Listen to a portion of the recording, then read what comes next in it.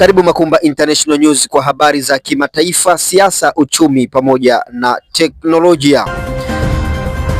Waziri wa mambo ya nje wa Marekani Marco Rubio amesema kwamba rais wa Marekani Donald Trump yupo tayari kufanya mazungumzo ya moja kwa moja na kiongozi mkuu wa Irani Ayatollah Ali Khamenei ikiwa hali ya kisiasa na kidiplomasia itaruhusu hatua hiyo. Kwa mujibu wa Rubio, Marekani inaendelea kutafuta njia za kidiplomasia ili kupunguza mvutano unaoongezeka kati ya Washington pamoja na Tehran, huku akisisitiza kuwa mazungumzo ya moja kwa moja yanaweza kusaidia kufikia makubaliano kuhusu masuala nyeti kama mpango wa nyuklia wa Iran pamoja na mpango wa makombora ya kibalistiki pamoja na shughuli za Irani katika eneo la Mashariki ya Kati. Kauli hiyo imekuja wakati mvutano kati ya nchi hizi mbili ukiendelea kuongezeka, huku Marekani ikiweka shinikizo kwa Irani kuhusu shughuli zake za nyuklia na ushawishi wake wa kijeshi katika ukanda huo. Hata hivyo, Irani mara kadhaa imesisitiza kuwa haitakubali masharti yanayoonekana kama shinikizo au masharti ya kulazimishwa, na imeeleza kuwa mazungumzo yoyote lazima yaheshimu maslahi ya taifa hilo. Wachambuzi wa masuala ya kimataifa wanasema uwezekano wa mazungumzo ya moja kwa moja kati ya Trump na Khamenei